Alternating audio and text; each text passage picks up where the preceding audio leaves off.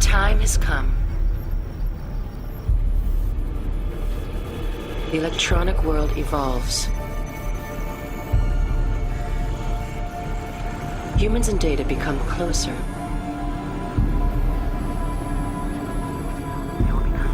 They will become one. Technology was supposed to make our lives easier. Instead, our lives grow more complicated.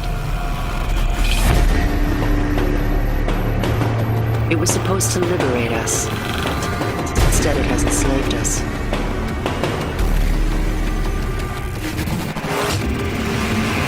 It's time we demand a change.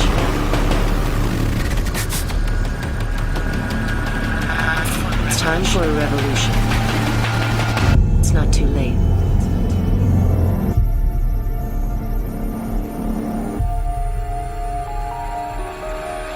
It's time for something else.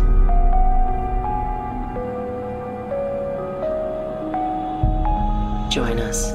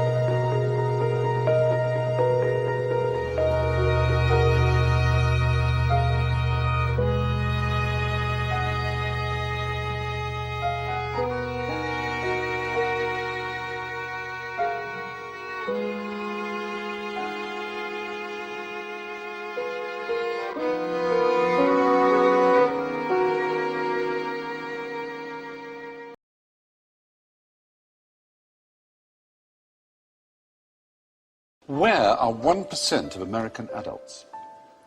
Oh, I imagine we could find out, couldn't we? We could use Google Earth, because some of them are quite big. Check it out. There's one. He's got his own postcode. 1% of the population, which is, what's the population? It's about 300 million, isn't it? So you're talking about between 2.5 and 3 million, say? Jail. Yes. G for jail. English spelling of jail, of course, but it is G for jail. Really, that many people? 3 million people are locked up. Well, 2.3, which is 1 in every 99.1 adults. All of those guys there are innocent as well, because they all were arrested for having switchblades, but they've all only got one arm. Well spotted.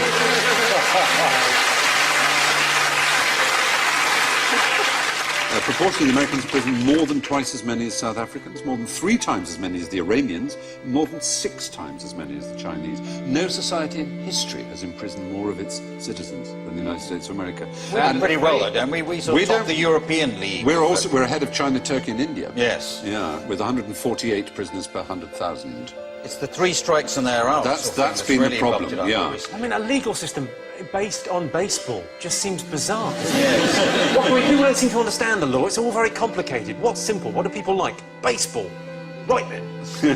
Here's the rule. 3 strikes and you're out. Yeah. Mental. What it means is if the first 2 strikes, the first 2 crimes you're convicted of are serious enough, the third one, no matter how trivial, will get a life sentence, 25 years or more. So, for example, Leandro Andrade is serving 2 consecutive 25-year terms for shoplifting 9 videotapes. Or... He took 9? Yes. Kevin Webber, 26 years for stealing 4 chocolate chip cookies. It's astonishing. It's really stupid, isn't it? Because if you know you're on this sort of deal... Yes. Yeah. Take 5. Yes, That is do the idea, obviously. another murder, do a bank job. There's no point. There's no point doing anything trivial. If No, you're I know. going to get caught. It is a bit bonkers. But the racial numbers are a bit worrying. And the gender numbers, it's 1 in 30 men aged 20 to 34 is behind bars. But for black males, that's 1 in 9. 1 in 9. There are more 17-year-old black people in jail than in college. So 5% of the world are American, 25% of all prisoners Isn't the real are American. controversy with this the business end of it? Well, that's true. It's also, as you say, right, it is a business. Because it's not just license plate, they make loads of stuff. Well, one of the things I should have said when talking about contraband is that you're not allowed to bring into America anything that's been made by forced labour or prisoners.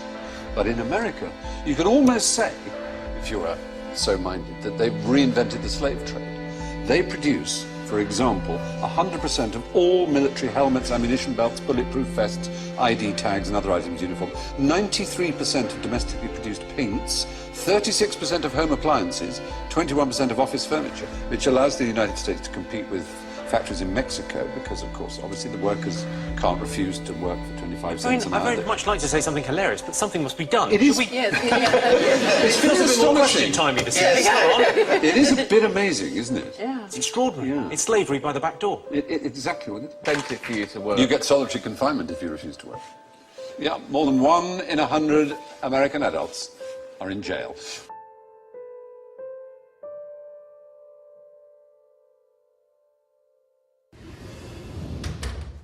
Have you heard this idea about the Robin Hood banker's tax? Yes. It's a sweet little idea, taxing the banks to help the poor, but I don't think it'll work. It's very complicated and would be very tough on the banking sector. Which has just been given billions of pounds of taxpayers' money to keep it going. Well, yeah, of course. And is still paying itself billions of pounds in bonuses. Yes. So the tax is a charge on all bank transactions that don't include members of the public. Bonds, derivatives, currencies, speculative stuff. Is that right? Yeah, something like that. Very complex. So the bankers would give how much from each deal they do? 25%? Well, no, not that much. 10%? No. 5%? No, not 5. More or less? Slightly less. What, 1%? Not quite. Half of 1%? No. 0.1%? No. Half of that. They give around 0.05% of every deal. Yeah, that's about right. And sometimes it'd be even less. That doesn't sound like a lot to most people. No. I can see that. And how much would it raise to help people at home and abroad? Oh, a fair amount, I believe. £1 million a year. No, more than that. £100 million. More. £500 million. Well, £1 billion. no, it's slightly more than that, I'm told. £10 billion. More. £50 billion. Yeah, that sounds about right. In fact, I believe it's likely to be more than £100 billion. Could be double that. Could be more than double. Yeah, possibly. Right. So let me get this clear.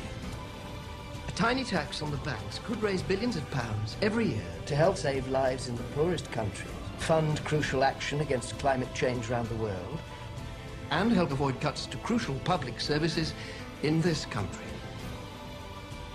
Gosh. Well, yeah. That is about the, some of it. I don't know. Perhaps it's, quite a good idea.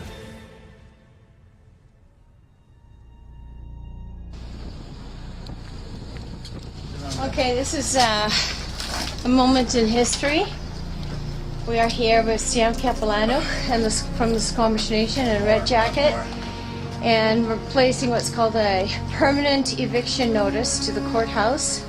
Red Jacket is from Turtle Island. Géant Capilano is the Squamish Nation. The permanent eviction notice is placed here because the Queen and the bankers are trespassing on his sovereign territory. This is tax-free territory. This is sovereign. Capilano, you've got some words to say here? This is part of the Squamish Nation. It has been. My grandfather told me that when they first came, they separated, divide and conquer with the idea. Now this is known as another nation, but I know it's our land, so I'm not afraid to stand up anywhere and tell anybody. Red Jacket, you got a few words? Yeah, I'm Red Jacket. I'd like to tell the people that for 537 years since the two-row wampum belt was put in place, it was total destruction. And if we don't correct these here alterations that our judges in the justice system, so-called justice system, I never heard such a farce in my whole life. 60 years from now, this here earth, there's no changing back. It'll go into another Mars. Total destruction. Don't the judges understand this? Or they sleep? Who taught them? What university taught them? Where do they get their education? Don't they know they're on death row? We just finished entering and going through a procedure at the Richmond Provincial Court. And what happened was my name got called out. I didn't correct her, which I was kind of thinking of doing, but then I thought, okay, I'm just going to present myself as who I am standing in front of her, because she seemed actually quite like a nice judge. So when she said, when I stepped up to the mic, I said I claim common law jurisdiction. She right away rattled off all the charges and wanted to ignore that statement. And then she asked me, how do I plead? And I said, I do not consent, and I waive the benefit. And I think that's a really powerful statement that I want to teach to a lot of people, because when you enter a plea, you enter into a contract. Whether it's guilty or not guilty, it is their way of saying you have understood the jurisdiction that they want you to respond with. And the guilty or the not guilty is something that you actually perjurize yourself with. So when I said I do not consent, meaning I do not consent to you making any legal determinations against me, I do not consent to your jurisdictional claims against me, and I do not consent to contracting with me. Quite final with that. And because I had claimed common law jurisdiction at the beginning of my statement to the judge, she realized that I knew what I was doing, and she dismissed the case right away. So I'm really, really pleased with the outcome. After that, I actually met up with Paul Gibson in the lobby of the provincial court, and went up to him and shook his hand, and he said, and yeah, you are? And I said, oh, Irene Gravenhorst, and I told him that they dismissed the case, and he went, oh, too bad. It was orchestrated that Paul shows up after the case was dismissed so that he didn't have to deal with these issues and be on the stand, on the record, for being the debtor to the contract. Oh, and I have to tell you that it's going to cost $3 billion. It's fine, ma'am. Okay.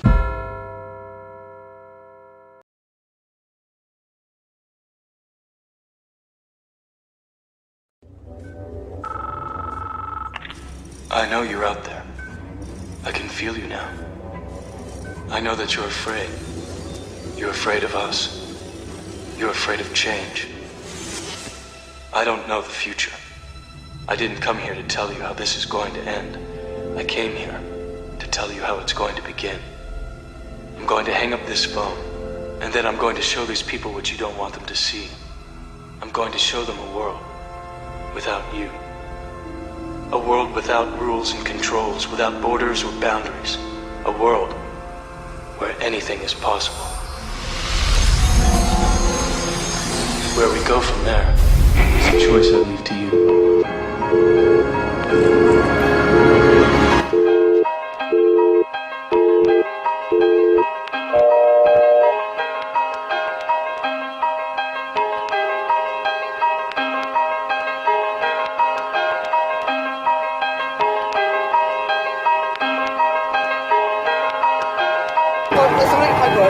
My paperwork? Yeah, what are you got there? It's just a sign, it's sign or shape. It's an arrow, and it's actually telling you that you have to move to the left. Ladies, this is a love police. We will be checking you out for smiles in a second. I suggest you put your megaphones down and stop protesting, please. You're suggesting that I put my megaphone down and stop protesting? Now. I am not protesting. I am just speaking through a megaphone, and what I do is give people like you hugs. What you need is a hug. No, you do need a hug. Who would like me to give him a hug? Say yeah. Yeah! Keep it calm. Yes, sir. Keep it calm. Keep it calm. Ladies and gentlemen, please lower your adrenaline levels. This is a love and compassion, a presentation by the Love Police. Ladies and gentlemen, this is a message from the Ministry for Health Propaganda and Swine Flu Information. Swine flu is incredibly dangerous, and it is now transmittable through eye contact or smiling at people. Stay miserable. Keep reading newspapers. Keep watching mainstream media on the TV. You are not a unique and beautiful snowflake. You are a consumer. Go back to sleep. Your government is in control. Thinking is boring. Thinking is hard work, and it's not worth the energy. So, if you ever get tempted to think for yourself, quickly distract yourself. Buy a newspaper. Watch television. I prefer not to think about reality. I like to stay infantile and read about fashionable things in Hollywood and Lindsay Lohan and her girlfriend who she broke up with, because these are the important things. Thank you for choosing to work in a corporate zone, eat corporate food, drink in a corporate bar, and invest money in arms trade. You do not need to worry or have an opinion about killing people because the mainstream media is doing it for you. So go back to sleep, earn your nice salary, everything is fine. You are just a flesh and bone human being. There's nothing more to life. Have another beer and carry on. Ladies and gentlemen, you do look quite relaxed. This is not what's meant to be. You should be worried. Statistically speaking, the person next to you is either a terrorist or has swine flu. So please, stop looking so happy and relaxed and move quickly to your next shopping experience. You are wasting shopping time by standing here, madam. Okay, have you got any problem with me just taking a few details? Yes, I do. I do not wish to give my details. Do not wish to give your details? Yeah, I just politely decline. You politely decline, just because we've had a chat? Yeah. You don't want to give me any of your details? Oh, no, it's a matter of principle. I answer only to the absolutes. You enjoy, I would say, making a nuisance of yourself. But the truth is, to speak out against lies and murder, it fills me with joy. It makes me feel closer to my fellow man. The fact that someone has a bit of sanity to come out here and just cut through the BS, it just makes me feel really alive to have no fear, to be full of love, to spread my message, which I believe is a message of good. You are not divine beings. What you are consumers. Please, consume until we have no planet left to consume. What you need to do is buy things that you don't need. That's the best way to support the economy. Smiling is bad for the economy. Please do not smile, sir. Wipe that off your face. We feel that in the very near future, the state, as in the government and the private banks which run the state, are going to ask you guys, normal human beings who are normal family people outside the uniform, to control us. They're going to use slaves to control other slaves, because we're all slaves in the livestock management program. Ladies and gentlemen, this is a lesson in absolute reality. What we have here is a group of people giving you an alternate message, and very quickly, Agent Smith and Agent Smith from the Matrix have decided to turn up in nice fluorescent jackets and question what we are doing. They were questioning how long we wish to be here, who is in charge, and what our purpose services. Until we break the law, they have no authority over us, nor you. You are free. You are born free. You will die free. And there's no police authority in this world. Power to the people. Swine flu is an illusion. Terrorism is an illusion. If you are not scared, you will not contract swine flu. You are not swine. You are divine human beings. No, we're not going to get in the van. You're not going to kidnap us. No, we're not going to get in the van. We've not broken. No, I'm not going to go over to it. This is nothing personal, and I'm going to show you how much this is nothing personal.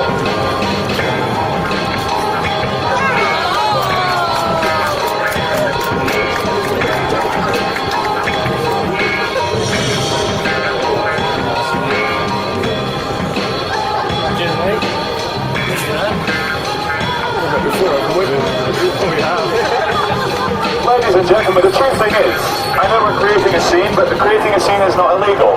You were born free, you will live free, you will die free. You are allowed to make a scene, you're allowed to scream for joy, you're allowed to complain, you're allowed to cry, you're allowed to love people, you're allowed to hug people. And we're starting to live in a world where we're starting to feel scared, we're starting to forget just how divine and special we are as human beings. Every single one of you is the only example of you that will ever exist. And there's not a single authority on this world who can tell you how to behave in any time, any place, anywhere. You are free, you will live free, you will die free. The only chains that exist are in your mind. You can do anything you want if you put your mind to it. You haven't been brainwashed and conditioned, have you? No, it's all the others. You're not crazy, you're normal. It's the man with a megaphone, he's crazy. So if you see a man with a megaphone on the street, he's probably an attention seeker. Do not give attention seekers any attention. It just makes them do it more. Thank you all the city drones for working for big corporations.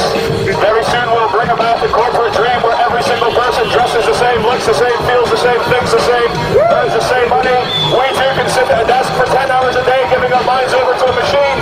This is the most fulfilling thing in the world, and thank you for not questioning your reality. This is the message from the Ministry for Truth and Propaganda. Thank you for staying as sheep.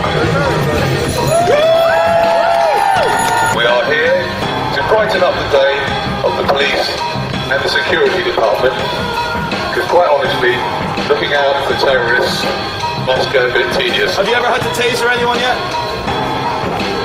Have you tasered anyone yet with your high-powered electric torture weapon? You'd probably like to taser me. Shopping is what you are here to do. You were born to shop, and you will die to shop. Please, move swiftly to your next shopping experience, and don't hang around here. Terrorism, terrorism, terrorism, Al-Qaeda, Mohammed, terrorism, terrorism, war in Iraq, war in Afghanistan, Al-Qaeda, Osama bin Laden, Bora Bora, Afghanistan, terrorism, stay scared, stay separate, terror, terror, terror, terror is bad, you are bad, go shopping, stay scared. She said, can I move beyond the pillars, because I'm not allowed to do this, because it's private property.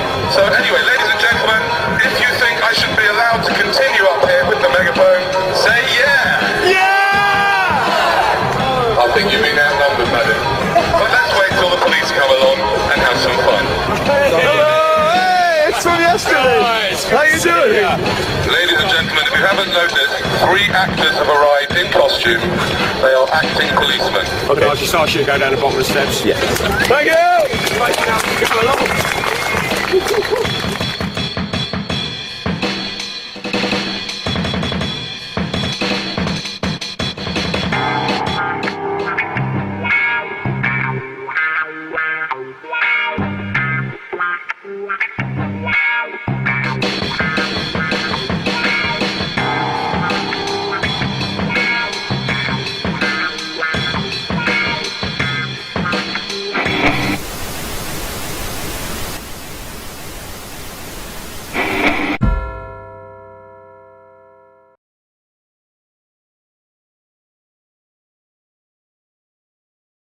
We are now located at that moment in time when one ruling state is about to give way to another.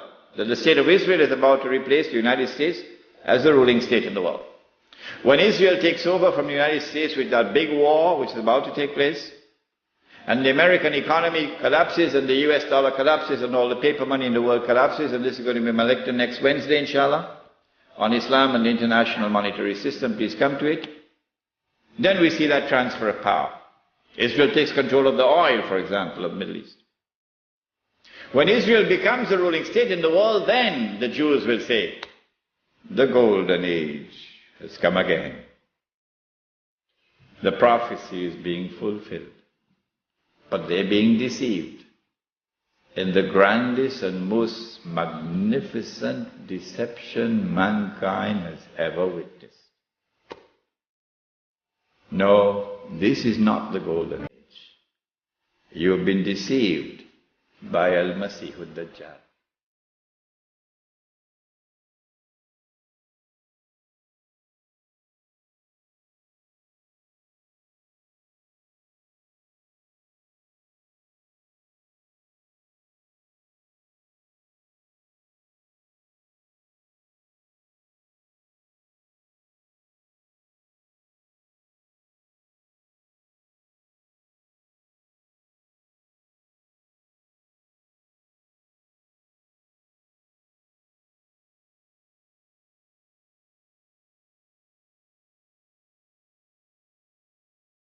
Any of us who studied any history at all knows that's exactly how World War I took place.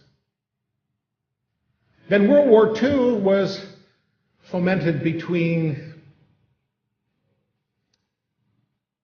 the Zionists, between the German nationalists again, and the Brits to bring us in, and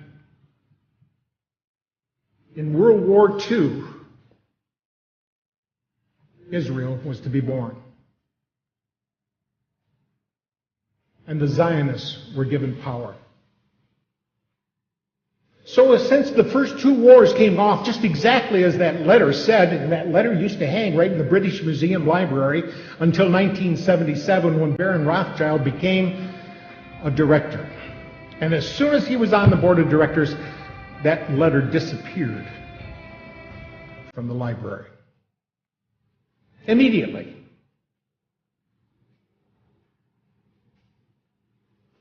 But since that letter so clearly delineated the first two world wars, I think we have to look at it seriously and take it to heart when it says in there so clearly that the Third World War will be fomented between the Zionists and Islam. Does anybody see that materializing today? Every place we look, we can see it happening.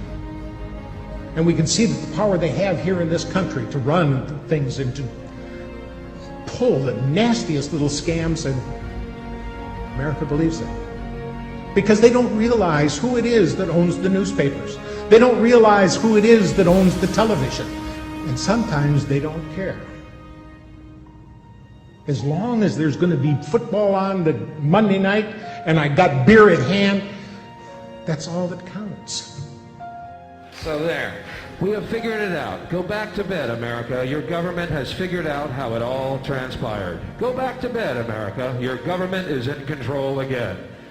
Here's American gladiators. Watch this. Shut up. Go back to bed, America.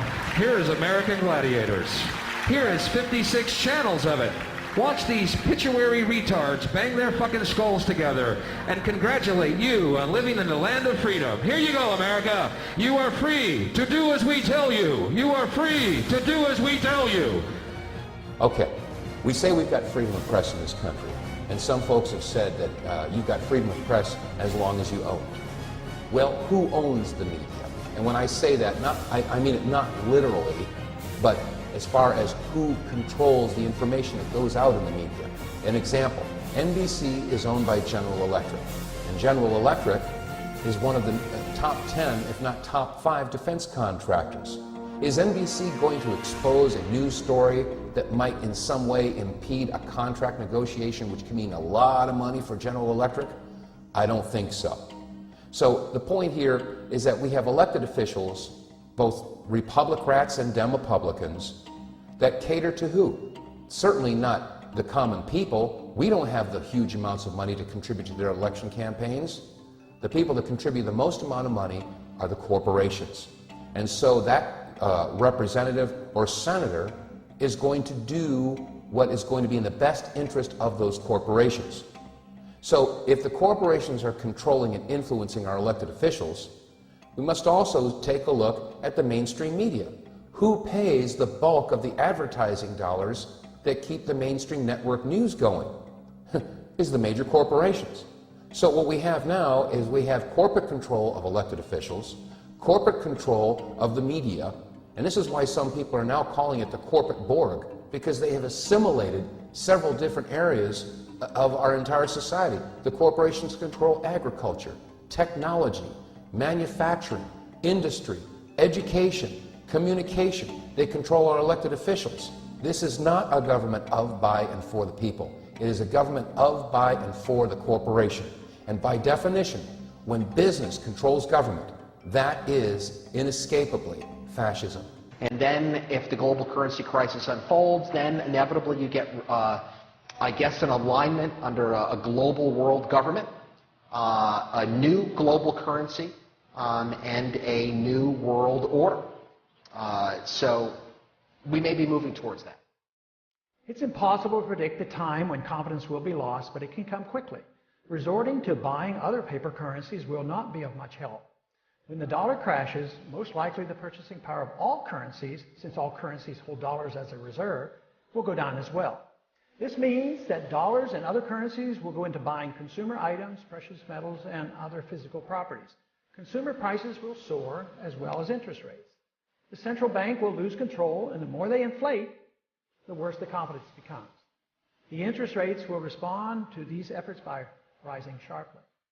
If the Fed tries to reverse the run on the dollar, interest rates will also soar, and the pain on the American citizens will be of such proportion that political chaos will result.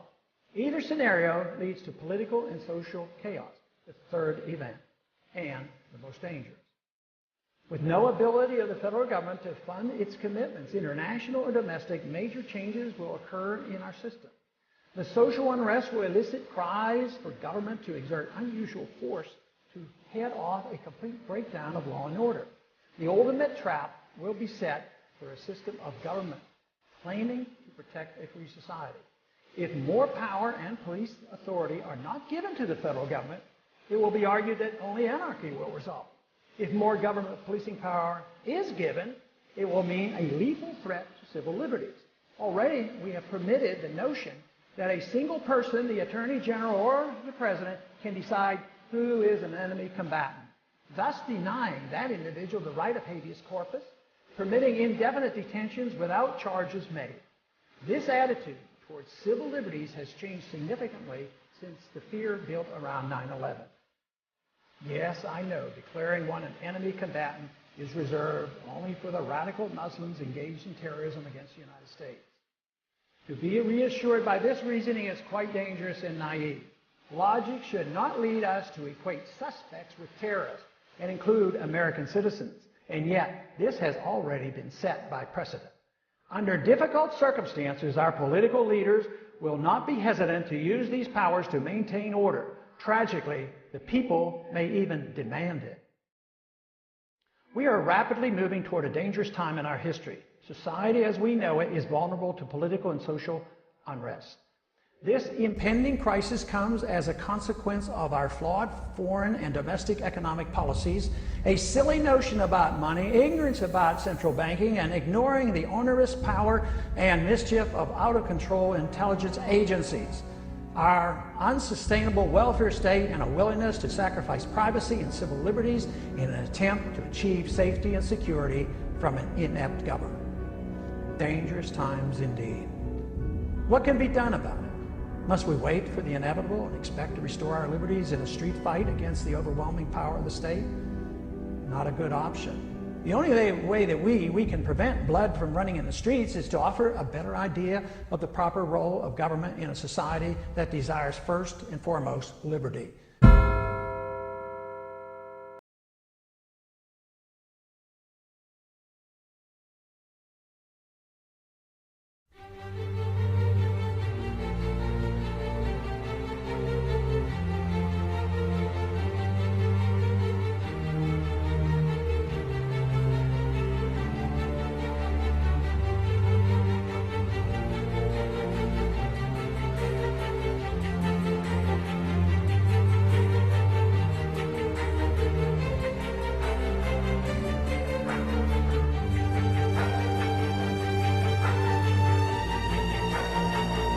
So if they had telephones then, the phone would ring from Abraham Lincoln to Jefferson Davis in the South and say, President Davis, this is President Lincoln, and we need what you have.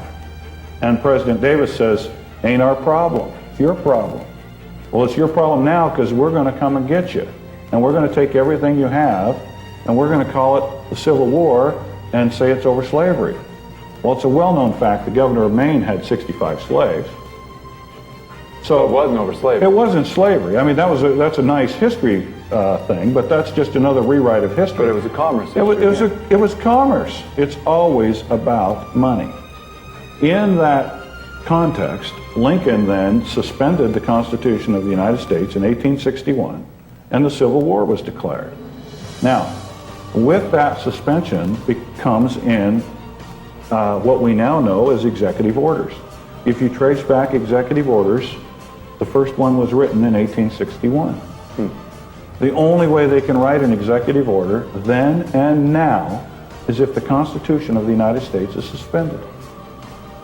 So, therefore, we come back modern day. If you mention your constitutional rights one more time in my courtroom, I'm going to put you in jail for contempt, because there is no such thing. Okay? So now we need a new pledge. Lincoln, to his credit, figured it out, I believe, before the end of his term. And that's why he was killed. First thing he did was print greenbacks. And he was going to repudiate the debt and issue currency of the United States with no interest. Okay, that was his reorganization. Yeah. That was his reorganization plan. Okay, a bullet got in the way of that. Interestingly, 100 years later, another president tried the same thing, and he got killed too. His name was Kennedy.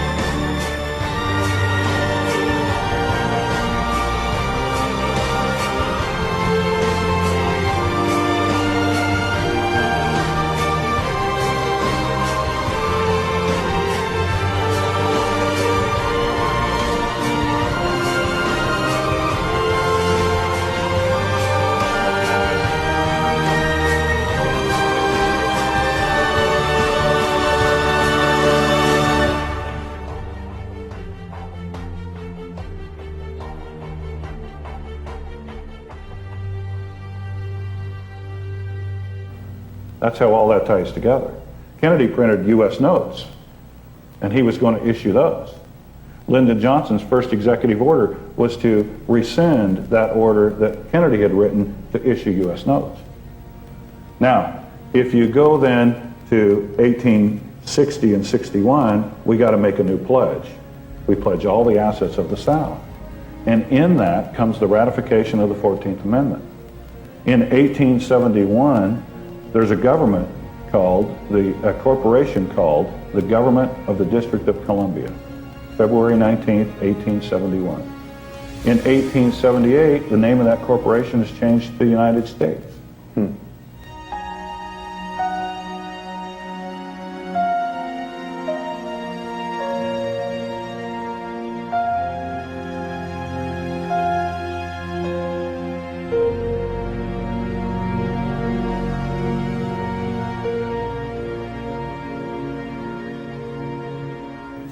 Now the 14th Amendment is here.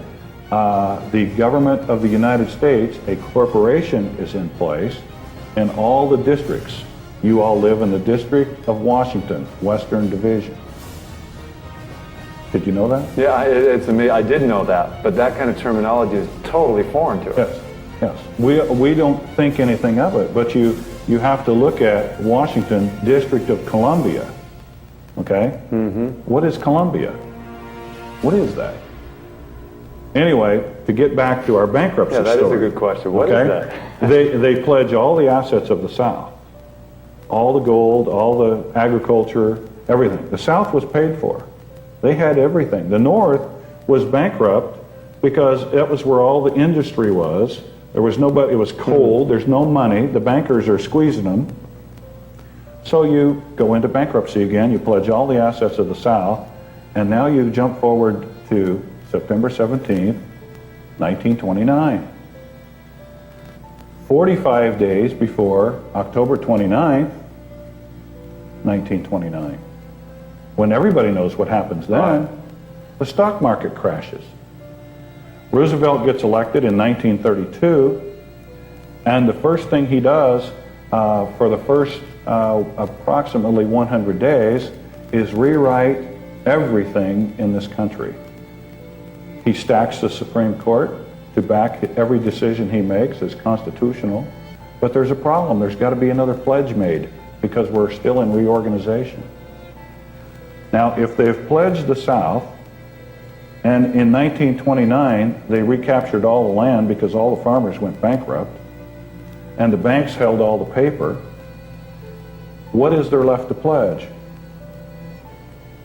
The only thing left is the people, is the people, is the people, is the people, is the people, is the people. Why do they hate us? They hate what they see right here in this chamber. A democratically elected government. Their leaders are self-appointed. They hate our freedoms. Why the international terrorist movement hates us so much. Many argue that they hate us for our policies. It is my judgment that they don't hate us for what we do, but they hate us for what we are.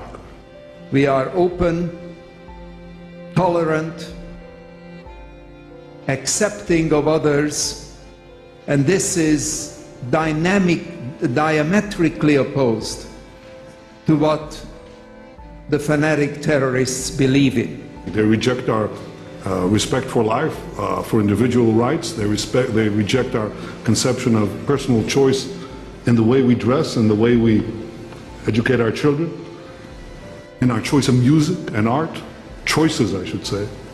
It's a completely different world outlook.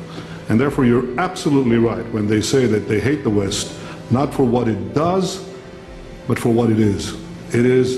We are a target because of who we are and how we live. Our society, our diversity, and our values. Values such as freedom, democracy, and the rule of law.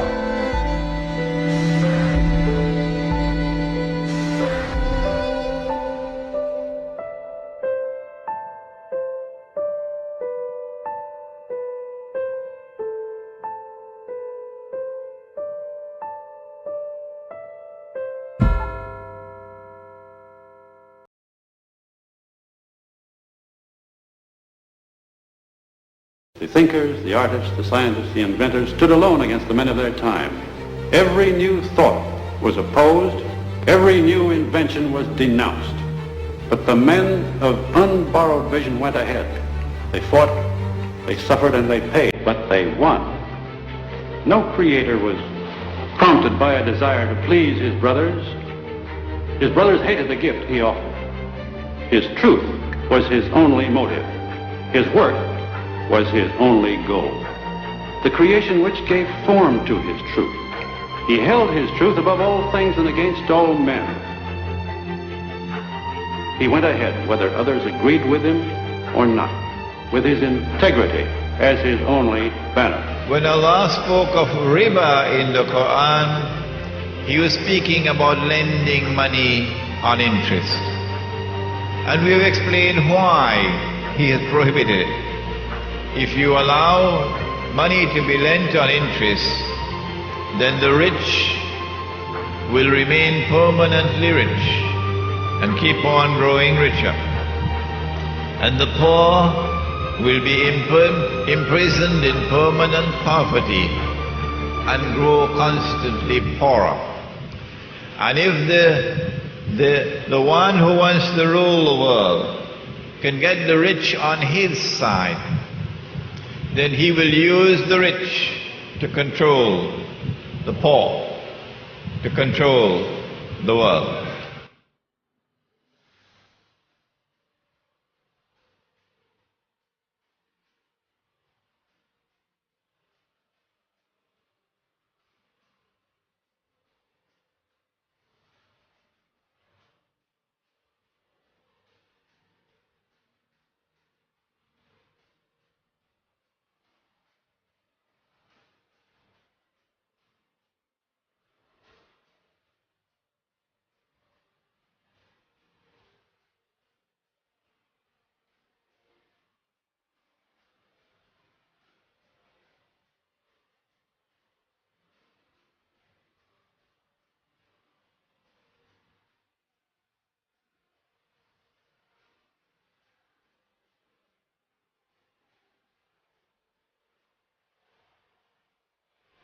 Remember Live Aid in 1985, that symbol of concern and generosity?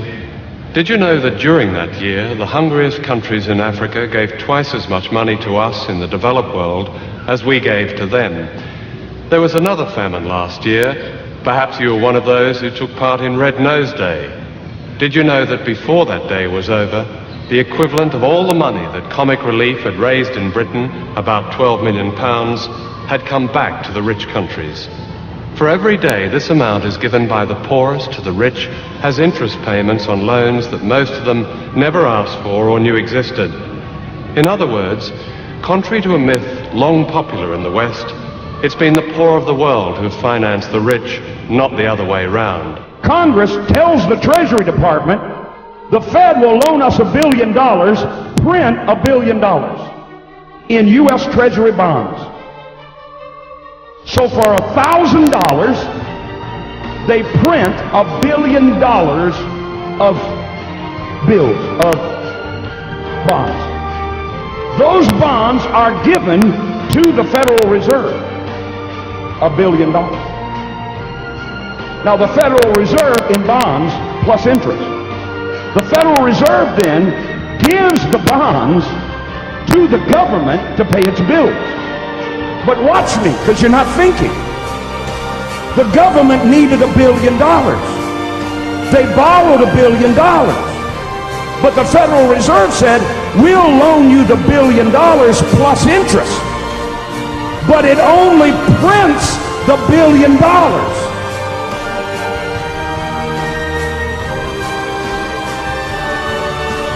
So the interest payments are never created and put into the system.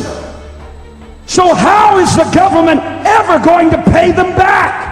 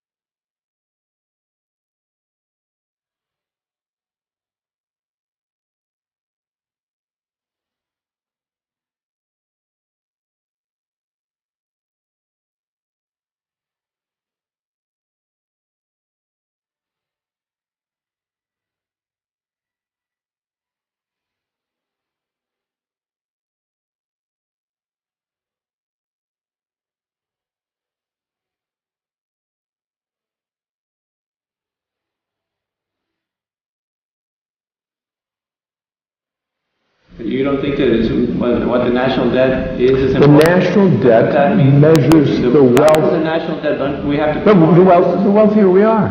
The larger the national debt, the wealthier. It's an indication of the wealth of the country. You're right. So the more you owe, the more you're worth. I'll say it slowly, okay?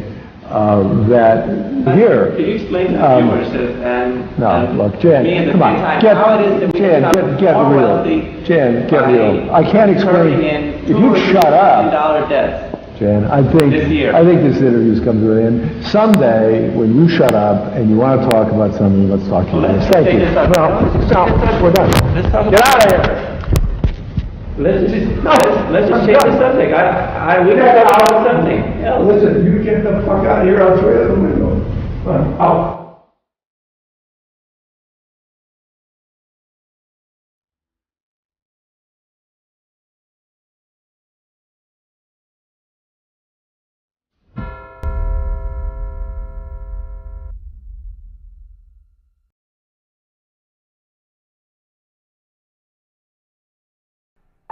Well, there was a bankruptcy in 1933, which was the real reason why they created the Great Depression of 29. To get people to beg for social insurance. Now, here in Canada, we call it social insurance. In the United States, they fought revolutionary wars and they fought civil wars, and they understood that security was a better word. It sounded better to the Americans, and so to sell it to the Americans, they called it social security. But they themselves call it social insurance, and that's what it is. Okay, so now having said that, I'll go back to this document, which you can get from the freedompool.org online. And this was a meeting. Okay, this is what House said. Very soon, every American will be required to register their biological property. That's the birth certificate. They will be required to register their biological property in a national system designed to keep track of the people and that will operate under the ancient system of pledging. By such methodology, we can compel people to submit to our agenda, which will affect our security as a chargeback for our fiat paper currency. Every American will be forced to register or suffer not being able to work and earn a living, the sin. They will be our chattel. That means slaves, means collateral. You're secured as collateral. They will be our chattel, and we will hold the security interest over them forever. By operation of the law merchant, under the scheme of secured transactions.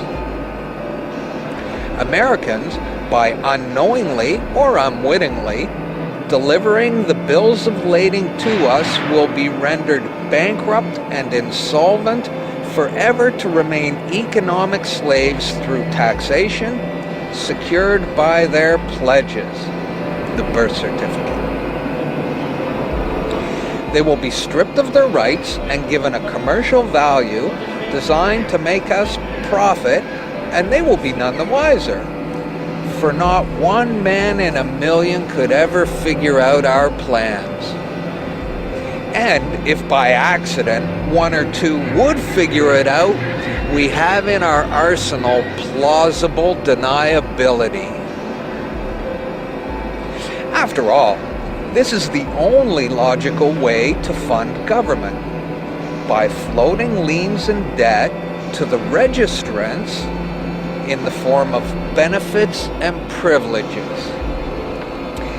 This will inevitably reap us huge profits beyond our wildest expectations and leave every American a contributor to this fraud, which we will call social insurance. Without realizing it, every American will insure us for any loss we may incur in this manner. Every American will unknowingly be our servant, however begrudgingly. The people will become helpless, and without any hope for their redemption, we will employ the high office of the president of our dummy corporation to foment this plot against America.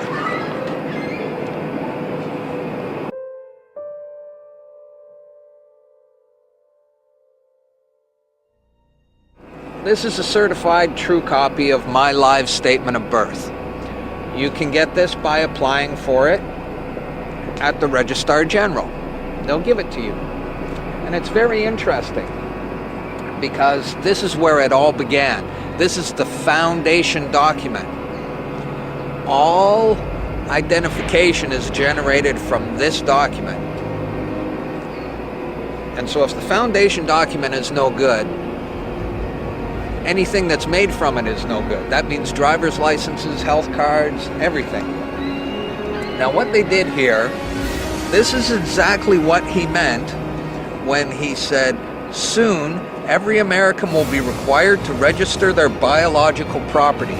Now, your parents didn't realize what they were doing when they filled this out, and these didn't exist before 1933. Birth records were recorded in Scripture, and these only came into being in 1933 when they hatched this plan. They created a corporate fiction with a name just like yours. In doing this, they registered and monetized the spirit and soul of a living being. This denotes ownership. And when your parents were tricked into filling this out, they allowed your spirit and your soul to be monetized. And futures were sold on you. Spirit and soul. Now, this is my birth certificate. This is actually a share. See this red number? This A, I'm born in Canada, this is a Class A share. Now, this is called a CUSP number.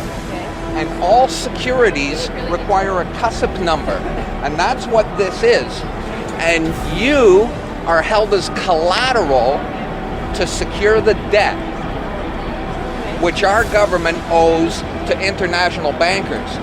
So you and me and all these people here are actually collateral.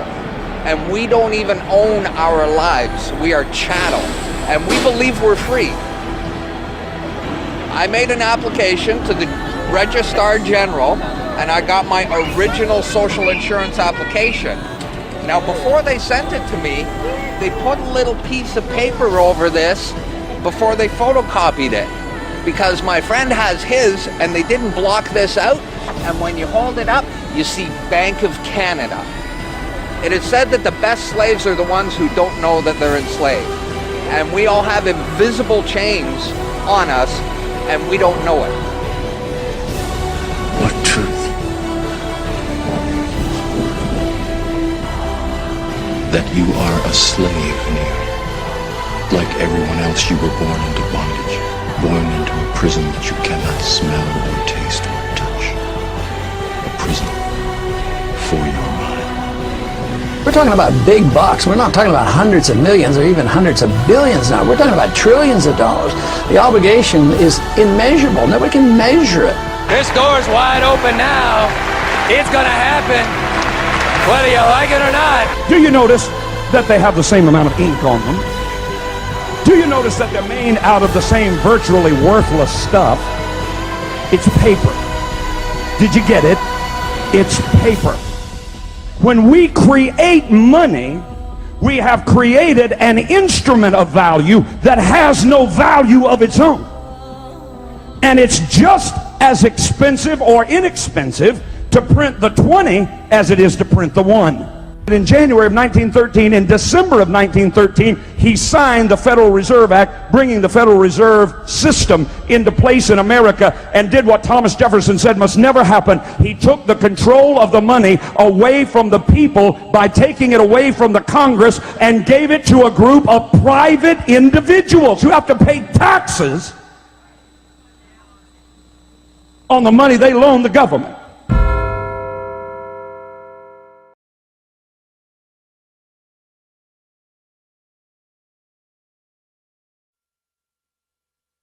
There are two kinds of law on the earth, as I've said. One is called civil law, which is the law of the land, and one is called maritime admiralty, which is called the law of water.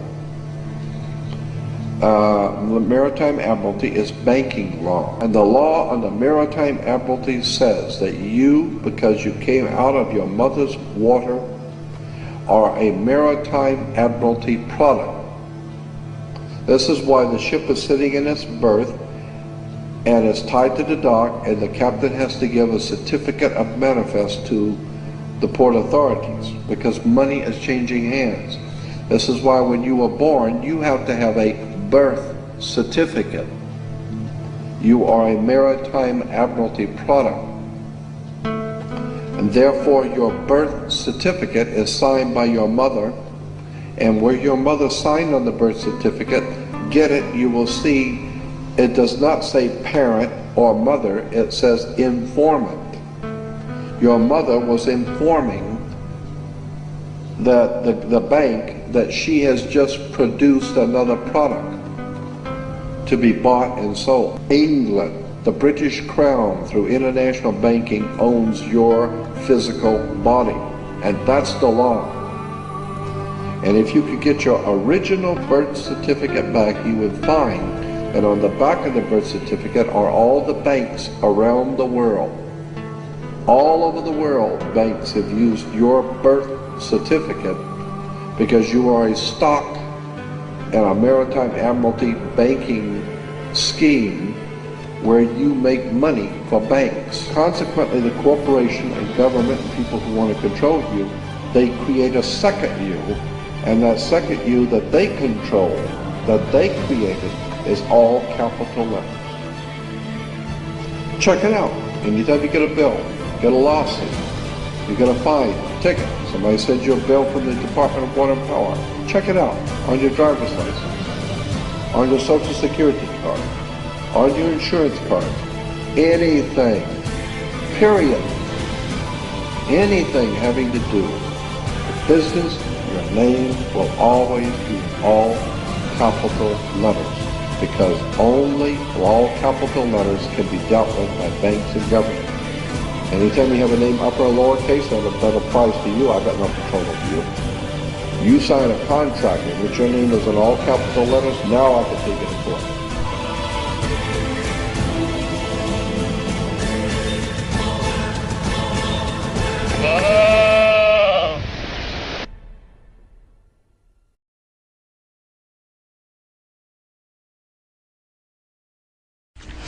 Who owns the rain? Turns out, not you. You're actually breaking the law if you try to capture rain falling onto your roof and pour it on your flower bed. A prominent Utah car dealer found that out when he tried to do something good for the environment. John Hollenhorst has the surprising story. Rebecca Nelson captures rainwater in a barrel and she pours it on her plants.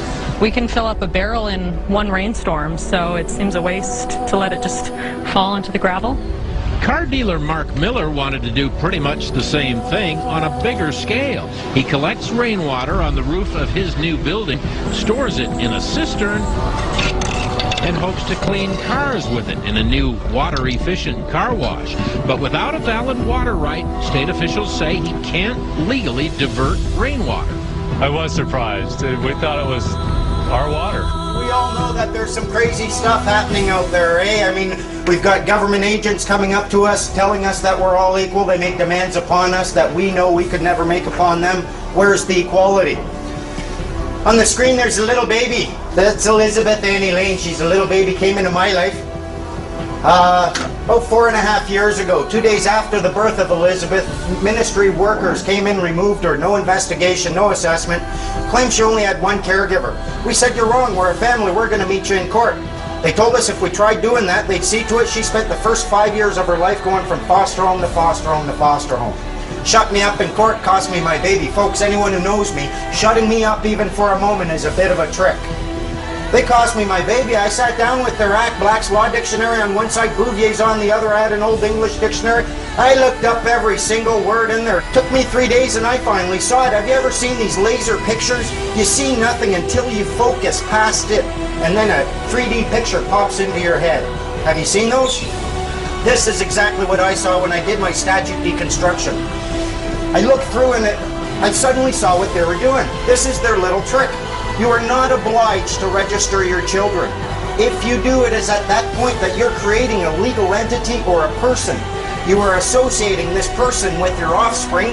You are abandoning ownership or title to that person, and the government is seizing that under the laws of maritime salvage. It becomes their chattel property. They use it as collateral to float loans or to float bonds for loans. When they come to remove a child, they're not acting on the human being at all. They're removing the legal entity you created and abandoned and they now have title to. That's your person. That is what the government acts upon.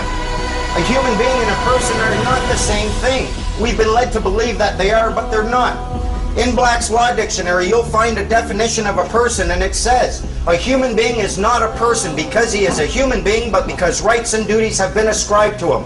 Specifically, the person is that legal subject or substance of which the rights and duties are attributes. But not all human beings are persons, as was the case in Old England when there were slaves. Right now, the officer's going to take a look at my affidavit of truth. I've stated that I'm not driving, I'm traveling. Right there, for my own protection, I'm filming it. I'm wondering what he's going to do. He's reading my affidavit of truth right now. Yeah, so I'll get back to you. He's also stated that I'm under obligation to carry photo ID, which I'm obviously not. That's the officer right there, car 77.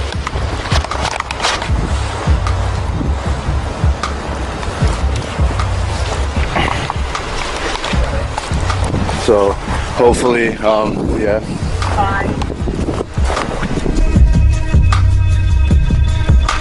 There we go, car 77. Officer did not state who he was. There's my dad.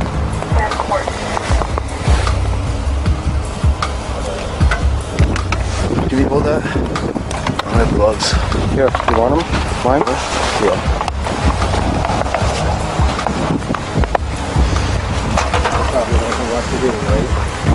There's another police officer showing up. I've already informed the officers of my rights, this and that.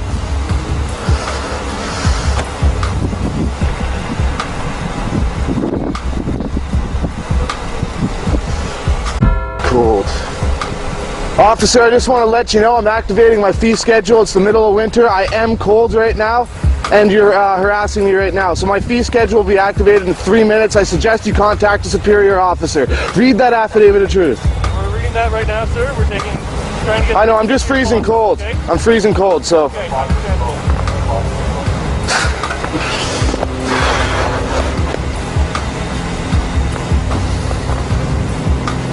So, summed up, I've been pulled over for, I guess the cops saw me right there.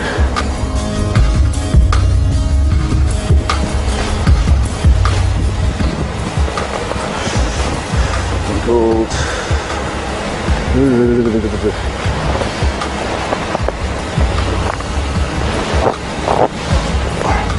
Here, hold that.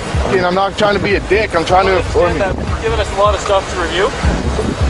I don't care enough to build a guy. He has no idea what's going on. Well, look at that. Like the one, at least they didn't have him handcuffed you. I know. That one guy was either. For the record, I also informed the officer I was operating under protest and duress. Hey, all those documents come back.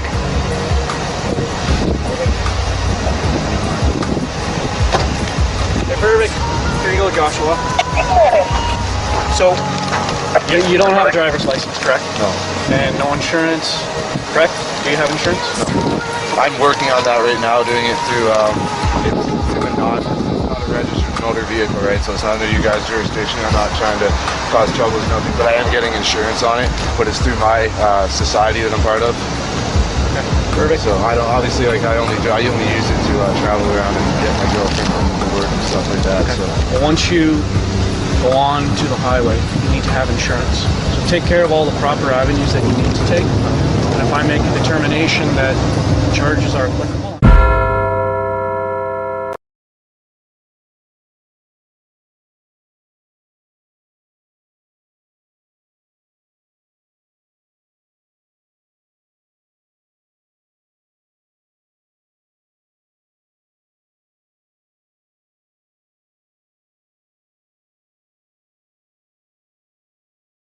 Okay, kids, here we are at the slavery exhibit. Now, as you can see, the slaves were kidnapped from their homes, chained together for weeks. They would cram them onto these ships in very appalling conditions. Thousands of women and children are being smuggled across the border. Sexual trafficking of children. As you can see right here, they were treated like animals.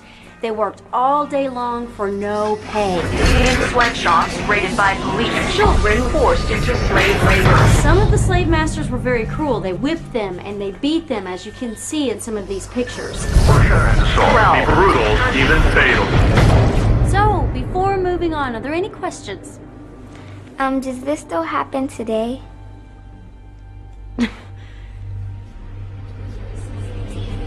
We return to this prophecy that at the end of history there will be slavery. The greatest slavery of all is not the slavery which is behind us, but the slavery which is ahead of us. Can you tell which of these children was not born free? Can you tell which of these children was not born equal? Can you tell which of these children does not deserve to be treated with dignity?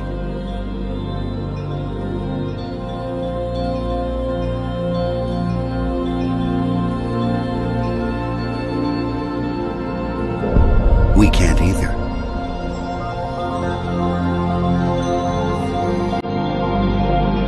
What they're doing. Let's bear in mind, we are all equal. If we are all equal, who has the right to make any demands upon you? Who has the right to do anything to command you, demand you, put orders on you? Who has the power? No one. No one. How are you going to get people to change? Small acts of defiance, he says. I'm like, what do you mean by that? Never made the scene, just left it. Said that I didn't want to be part of his revolution, that I didn't want to see him again. But he phones me, tells me he misses me and wants to see me. So I do. I see him again. I got him all wrong, because what he's doing isn't bad. You have to look at the bigger picture. What's good for everyone? When you try to understand the world, one of the first things you'll see is that there are many structures of control that keep almost everyone in check and keep almost everyone repressed to some degree. And when people finally understand some of these structures of control, the first reaction is that they get very frustrated, and some people stay with that frustration for their entire lives. They just run around complaining about the system being fixed against them, and there's nothing anyone can do about it. Personal freedom is something that only you are responsible for, and if you ever stop working for it, you'll lose it. Let me tell you why you're here. You're here because you know something. What you know you can't explain, but you feel it. You felt it your entire life, that there's something wrong with the world. You don't know what it is, but it's there, like a splinter in your mind, driving you mad. It is this feeling that has brought you to me. Do you know what I'm talking about? The Matrix. Do you want to know what it is? The Matrix is everywhere. It is all around us. Even now, in this very room. You can see it when you look out your window or when you turn on your television. You can feel it when you go to work, when you go to church, when you pay your taxes. It is the world that has been pulled over your eyes to blind you from the truth. What truth? That you are a slave, Neo. Like everyone else, you were born into bondage, born into a prison that you cannot smell or taste or touch. A prison for your mind.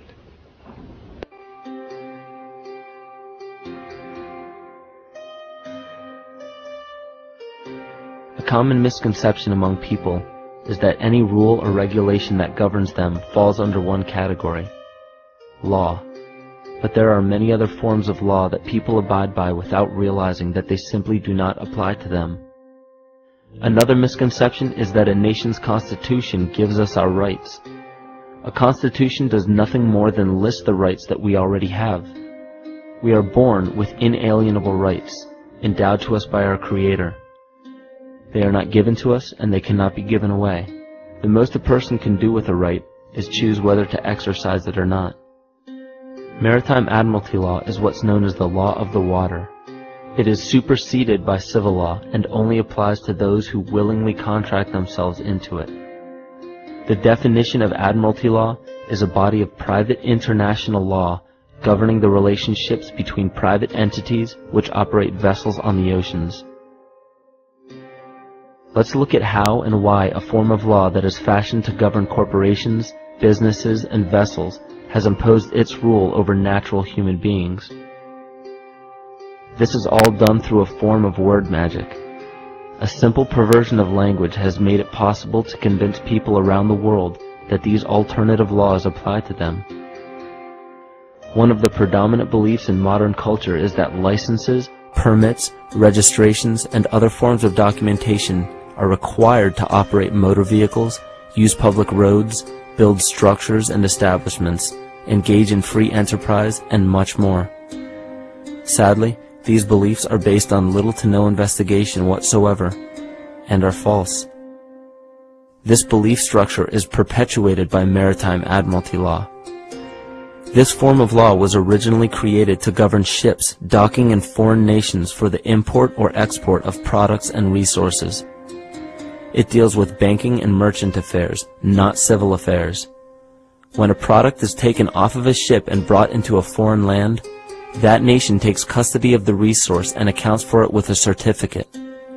That certificate marks the birth date of that product in the custody of the respective nation. Think of why it is supposedly required to have a certificate of live birth in the first place. The Barron's Dictionary of Banking Terms defines a certificate as a paper establishing an ownership claim. So right there, we notice that everyone with a birth certificate is defined as being owned.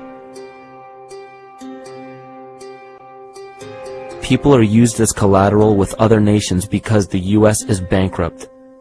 The United States declared bankruptcy on March 9th of 1933. At this point, the U.S. began taking out loans from a private, non-government affiliated corporation called the Federal Reserve. With no money to pay back the loans, the United States began using the citizens as collateral. All birth and marriage certificates are literally warehouse receipts. Just look at the similarities of warehouse receipts and birth certificates. Both document the date of issue, a serial number, registration number or receipt number, a description of the product, and an authorized informant to notify the appropriate government agency. With all of this information being readily available, the majority of people are unaware of their involvement with maritime admiralty law. This is possible through the manipulation of language. This admiralty law changed the meaning of the word person from a natural living person to a corporation. Driver's licenses, vehicle registrations, auto insurance forms, building permits, gun permits, work permits, tax filing documents, birth and death certificates, traffic citations, and many other forms of documentation that were once believed to be absolutely necessary only apply to persons or corporations. Upon signing such a legal document, you are indirectly waiving your rights under the Constitution and lowering your status to that of a corporation that is created with the same exact name as you. The only way to reconcile your true name from the name of the corporation is to take notice that the corporation has its name in all capital letters. This is known as capitis diminutia maxima.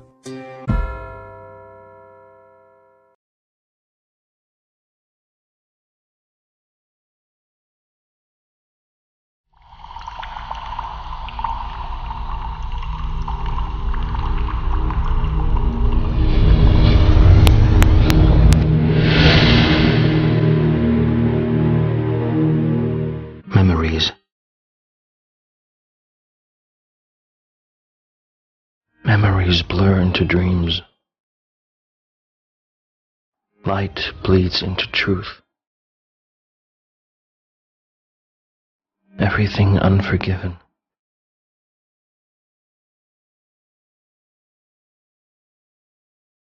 everything becoming hollow. Loneliness consumes, and there is no way back.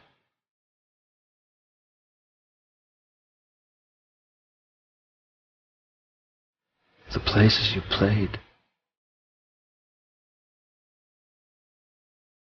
the places you called home, the people you thought you loved, all of them reduced to a memory of another life.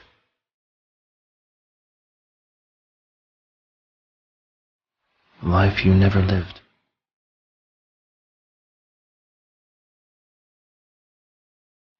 All the yesterdays that can't form a tomorrow. All the tomorrows that never came from yesterday.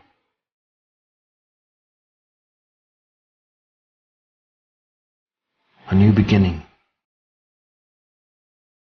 Because forever is never forever.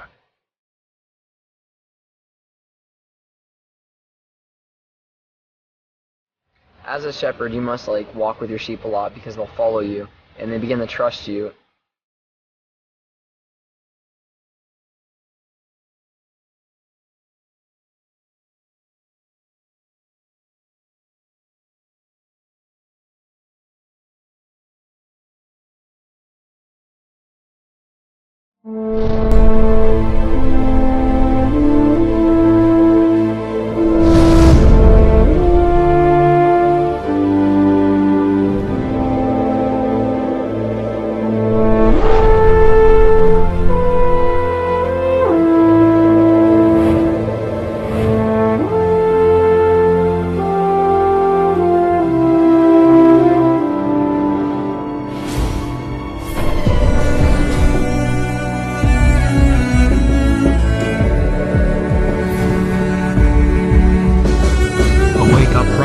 Presentation.